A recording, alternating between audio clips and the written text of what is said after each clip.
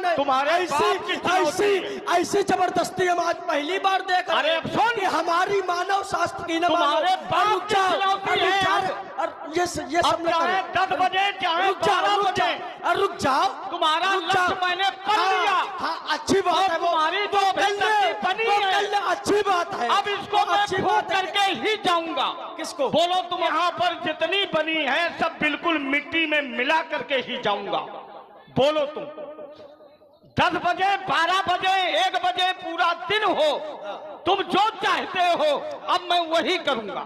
देखो हम नहीं चाहते, हम चाहते होते ना, ये हमको ना बताओ कि हम चाहते हैं।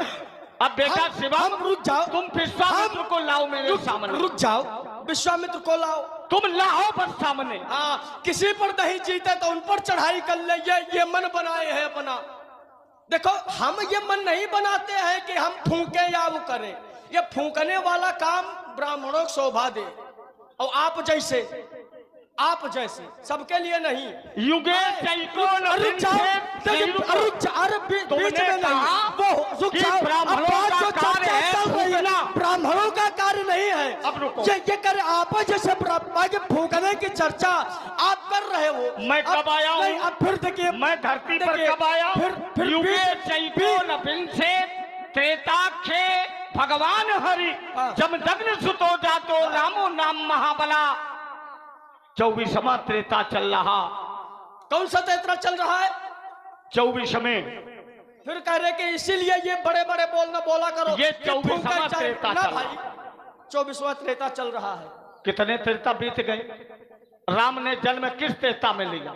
देखो फिर विचार करो। हम जब कह दिया मैंने 1 बजे बनाने का मन बना लिया। 1 बजे बजाओ, चाहे 4 बजे, चाहे पूरा दिन ही बने रहा, इससे हमें प्रयोजन नहीं। तुम्हें पूरी आज खुली चुनौती है। देखिए इसीलिए हम कह रहे थे कि जो प्रसंग से जुड़े हैं उस प्रसंग से जुड़े रहने तो तुम्हें अपनी बात करनी चाहिए। देखिए त्रेता जो आपने बात कही थी कि ये 24वां त्रेता ना, 4 युग होते हैं। अब समझो, फिर उस विषय को समझो।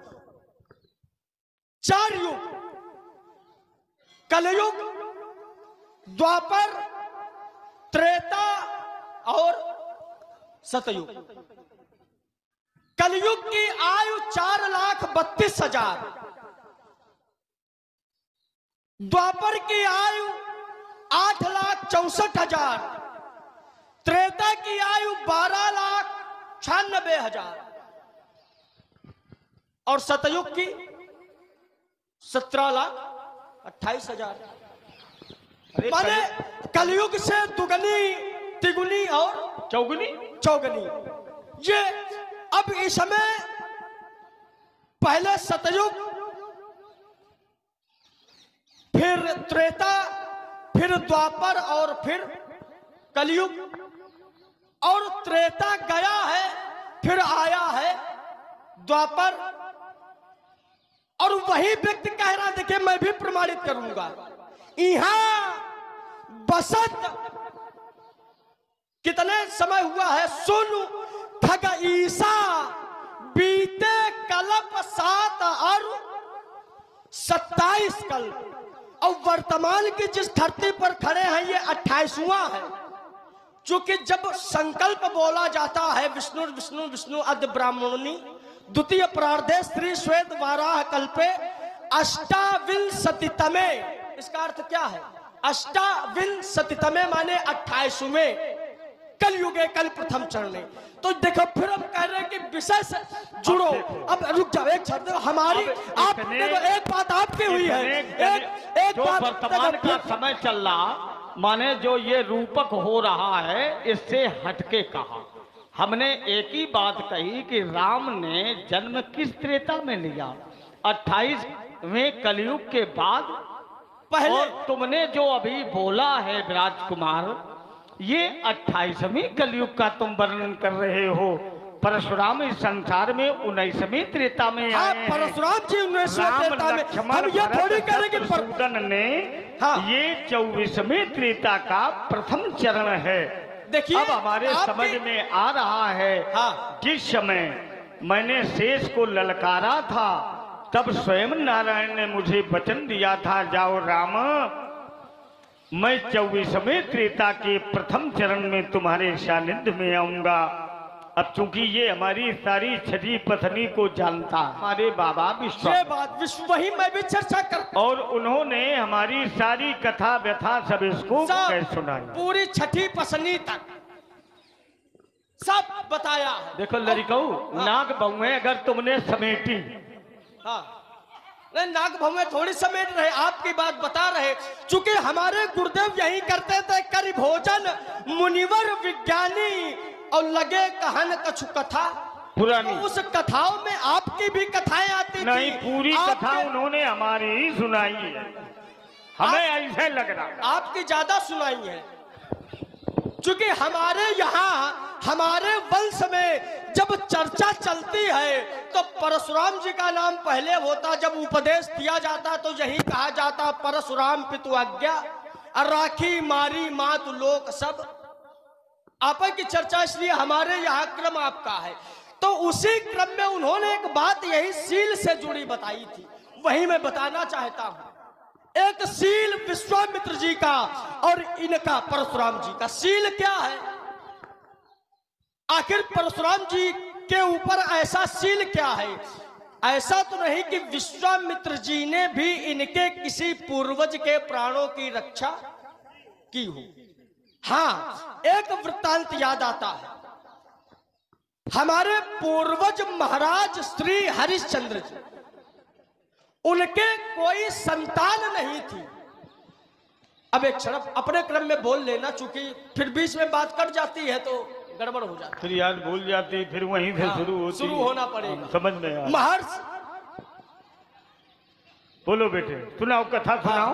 हमारे पूर्वज श्री हरिश्चंद्र जी, उनके कोई संतान नहीं थी, तो उन्होंने वरुण देव जी की तपस्या की। माने जल तो के वरुण, हाँ जल के देवता वरुण जी तपस्या की। तो वरुण देव जी ने कहा वरम ब्रूहि वरदान मांगो।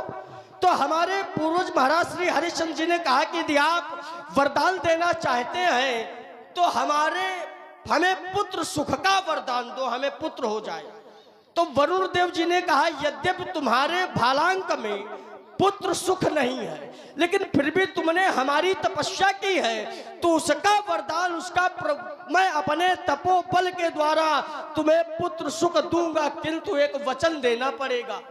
क्या? पुत्र तो हो जाएगा, लेकिन उसी पुत्र की बलि हमें देनी पड़ेगी। असमंजस में फंसे, क्या करें? बहुत विचारने के बाद सोचा कुछ समय के लिए तो हमें पुत्र सुख मिलेगा, और उन्होंने वचन दे दिया। वरुण देव जी अंतर्धान हो गए। 1 वर्ष के बाद वरुण देव जी आए कि अपने वचनों के अनुसार इसकी बलि हमें दो। हाथ जोड़े और पितृ मोह की बातें बताई और कहा कि कम से कम क्षौर कर्म तो हो जाए। क्षौर कर्म माने 3 वर्ष में। वरुण देव जी ने कहा वो मस्त ठीक है। पुनः जब आए तो ये कहा कि पुत्र है, कम से कम यज्ञोपवीत संस्कार तो हो जाए, इतनी आप कृपा करो। हृदय विवल हो गया पुत्र मोह में। वरुण देव द्रवित होकर बोले एवं अस्तु, चले गए। और यज्ञोपवीत क्षत्रिय का होता है 8 वर्ष में, और 8 वर्ष का बालक भली भांत हित अनहित जानने वाला हो जाता।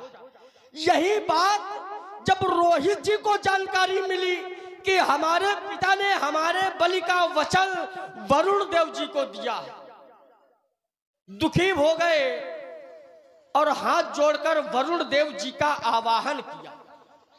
वरुण देव जी प्रकट हुए और रोहित जी ने कहा क्या इसका कोई उपाय नहीं है? तो वरुण देव जी ने कहा कि हाँ, एक उपाय इसका है। क्या? यदि तुम्हारी अवस्था का, तुम्हारी सम आयु का कोई बालक यदि मिल जाए और अपने स्थान पर उसकी बलि दी जाए तो उस बलि को हम स्वीकार एवं मस्तु कहकर जैसे ही गए। और रोहित जी ने कहा कि आप लोग यज्ञ की तैयारी करो और नर बल की खोज मैं करूंगा। नर बल की खोज करने के लिए चल दिए। खोज करते करते करते करते कहां पहुंचे? भृगुवंश में।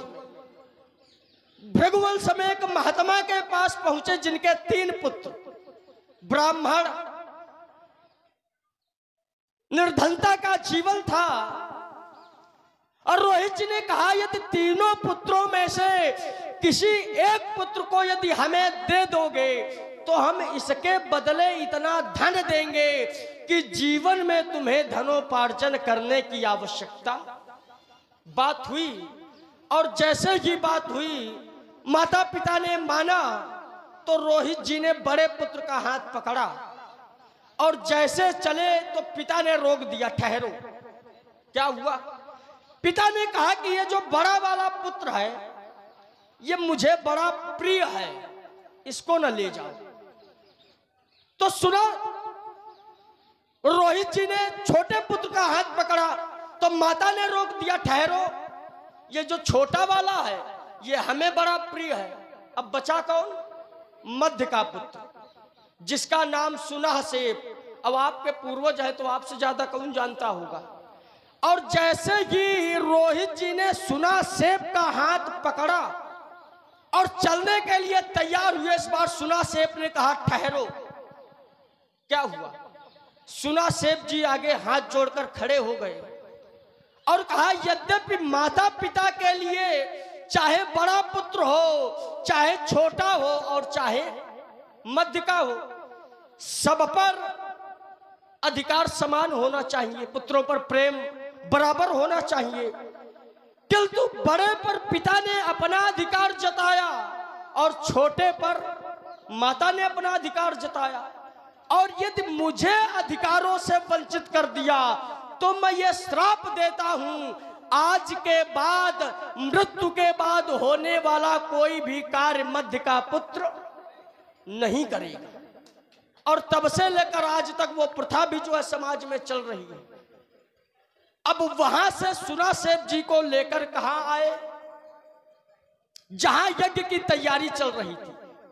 सुनासेप जी ने चारों ओर केवल अपनी मृत्यु देखी और जैसे चारों ओर देखा तो एकाएक दृष्टि पड़ी महात्मा श्री विश्वामित्र जी के ऊपर। उस समय विश्वामित्र कहाँ थे?